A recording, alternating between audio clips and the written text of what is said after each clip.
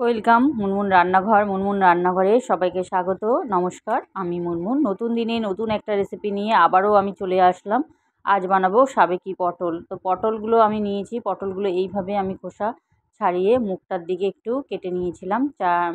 মানে মুখটার দিকে দেখতেই পাচ্ছেন আমি কীভাবে কেটেছি। তো এখানে কেটে আমি এখানে 250 গ্রাম পটল নিয়েছি। আর নিয়েছি হচ্ছে সর্ষে 1 চামচ, সাদা আর কালো সর্ষে, পোস্ত 1 চামচ, আর নিয়েছি কটা কাঁচা লঙ্কা। দিয়ে এখানে তেল গরম বসিয়ে দিয়েছি। দিয়ে দেওয়ার পর আমি পটলগুলো দিয়ে দিয়েছি। দিয়ে দিলাম নুন। একটা চট জলদি খুব তাড়াতাড়ি একটা পটলের রেসিপি। দিয়ে দিলাম একটু হলুদ। দিয়ে দিলাম হলুদ দেওয়ার পর এবার পটলগুলো আমি ভাজা হয়ে গেল। পটলগুলো আমি এবার কড়া থেকে তুলে নেব। আর খুব বেশি তেলও লাগে না পটলের এই রেসিপিটায়।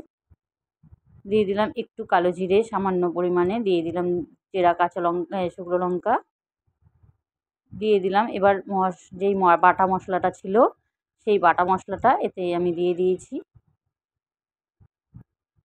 বাটা মশলাটা দেওয়ার পর সামান্য হলুদ গুঁড়ো এতে দিয়ে দিলাম। দিয়ে দিলাম নুন। নুনটা একটু পরিমাণ মতো দেবেন, কারণ যেহেতু পটলে নুন ছিল, আবার বেশি নুন দেবেন না, কম করেই দেবেন।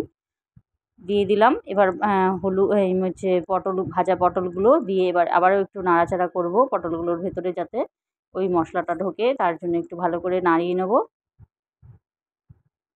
আর এটা খুব তাড়াতাড়ি হয়ে যায় এই রান্নাটা। দিয়ে দিলাম কিছু কাঁচা লঙ্কা। এবার যেই মশলা ধোয়ার যে বাটির যেই জলটা ছিল সেই জলটা থেকেই অল্প পরিমাণে একটু জল দিলাম, একদম কম, বেশি জল দিলে এটা ফুটতে দিলে তিতো হয়ে যাবে, যেহেতু সর্ষে আছে।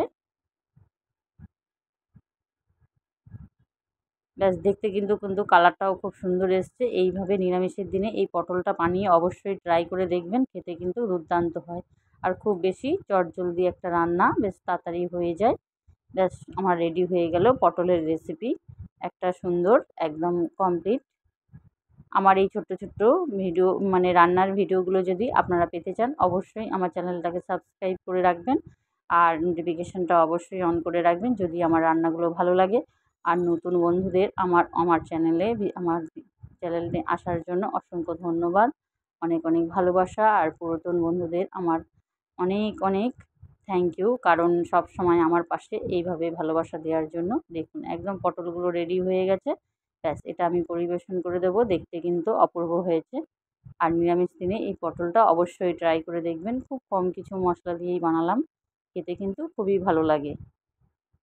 এইভাবে একবার নিরামিষ পটল রান্না করে দেখবেন, খেয়ে দেখবেন। ভালো লাগলে রেসিপিটা অবশ্যই কমেন্ট করে জানাবেন। ব্যাস, রেডি হয়ে গেল আমার সাবেকি পটলের রেসিপি। Thank you for watching. সবাই ভালো থাকবেন, সুস্থ থাকবেন। টাটা সব্বাইকে। আজ আসি। আবার অন্য দিন অন্য কোনো রেসিপি নিয়ে আবারও আমি চলে আসবো। ততক্ষণের জন্য সব্বাইকে টাটা।